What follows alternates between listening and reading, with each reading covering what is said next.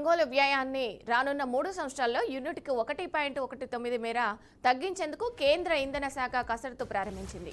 ప్రస్తుతం ఎన్డీఏ ప్రభుత్వం ఏర్పడినప్పుడు యూనిట్ విద్యుత్ కొనుగోలు వ్యయం 5.19 ఉండగా లక్ష్యం ఈ మొత్తాన్ని 3 సంవత్సరాలతో పాటే ₹4 తగ్గించడం. అలాగే 2025 నుంచి 26లో ఇప్పటికే యూనిట్కి 29 పైసలు ధరను తగ్గించినట్టు అధికారులు తెలిపారు. అయితే ఇంకా 90 పైసలు తగ్గించే అంశాలపై అవకాశాలపై అనేక మార్గాలపై పరిశోధనలు ప్రణాళికలు రూపొందుతున్నాయి. దేశంలో విద్యుత్ డిస్కౌంట్లు సుమారు 80,000 మిలియన్ యూనిట్ల విద్యుత్తును వివిధ వనరుల నుంచి కొనుగోలు చేస్తున్నాయి.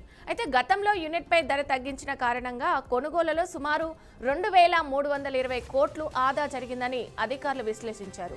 అయితే ఈ మేరకు గతంలో నిర్వహించిన వ్యయ విశ్లేషణలో వైసీపీ ప్రభుత్వ కాలంలో 2023-24లో బహిరంగ మార్కెట్లో అధిక ధరకు విద్యుత్ కొనుగోలుకు 8,600 కోట్లు ఖర్చయినట్లు గుర్తించారు.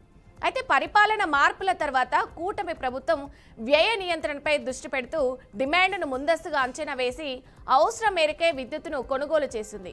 ఫలితంగా 2024-25లో బహిరంగ మార్కెట్ కొనుగోలు వ్యయం 3,000 కోట్లకు తగ్గింది. అలానే ఆ ఏడాది తర్వాత ఈ ఏడాది 1,700 కోట్లకు పడిపోయింది. అంటే 2026-27 ఆర్థిక సంవత్సరంలో మరో 1,000 కోట్లు తగ్గించే ప్రణాళికలు ఇంధన శాఖ రూపొందిస్తుంది. దీనికోసం అంతర్గతంగా సామర్థ్యాన్ని పెంచుకుంటూ అనవసర ఖర్చులను తగ్గించడం, మద్యం కొనుగోలు వ్యయాల మళ్లింపులు తగ్గించడం వంటి చర్యలను తీసుకుంటుంది.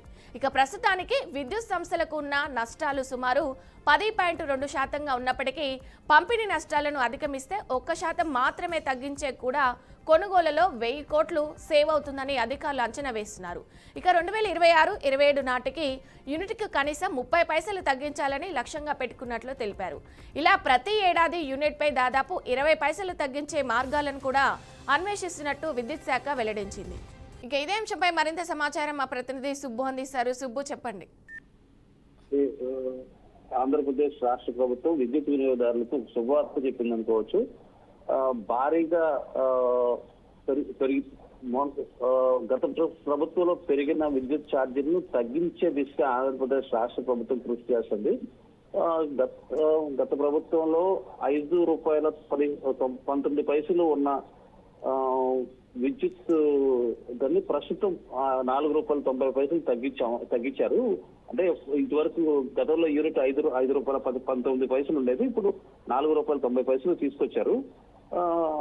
అయితే ఇది కేవలం వచ్చే మార్చి కల్లా మరో 10 పైసలు తగ్గించే ప్రయత్నం చేస్తున్నామని చెప్పేసి ముఖ్యమంత్రి చంద్రబాబు నాయుడు కొద్ది రోజుల క్రితం వెల్లడించుకోవడం జరిగింది. ధరలను మరింత తగ్గిస్తామని హామీ ఇచ్చారు. అంతేకాకుండా రాబోయే 3 ఏళ్లలో మొత్తం ₹1.19 తగ్గింపుతో యూనిట్ ధరను ₹4కి అందించే లక్ష్యంతో ప్రభుత్వం ఉందని చెప్పేసి కూడా ముఖ్యమంత్రి చంద్రబాబు నాయుడు చెప్పడం జరిగింది.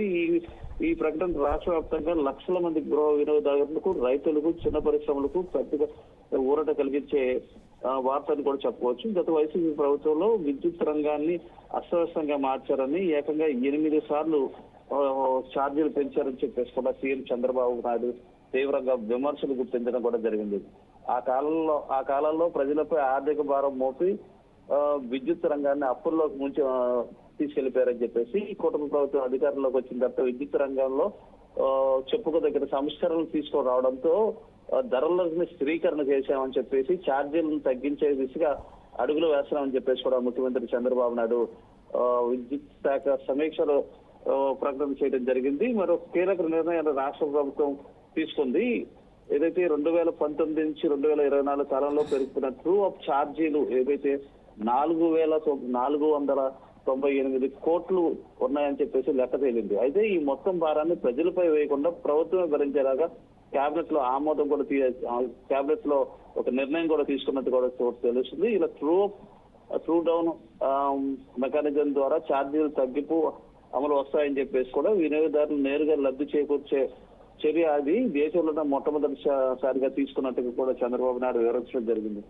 ఈ నిర్ణయంతో యూనిట్ కు 13 నుంచి 29 పైసల వరకు తగ్గింపు, సగటున 13 నుంచి 29 పైసల వరకు తగ్గింపు జరుగుతుందని చెప్పేసి అధికారులు చెప్పడం కూడా జరిగింది. సౌర విద్యుత్, పవన విద్యుత్ వంటి పునరుత్పాదక ఇంధన వనరులు పెంచడం, తద్వారా విద్యుత్ ఉత్పత్తి సామర్థ్యాన్ని మెరుగుపరచడం, ట్రాన్స్మిషన్లు ట్రాన్స్మిషన్లు నష్టాలు తగ్గడం ద్వారా ఈ తగ్గింపులు సాధ్యం అవుతాయని చెప్పేసి కూడా విద్యుత్ అధికారులు చేయడం జరిగింది.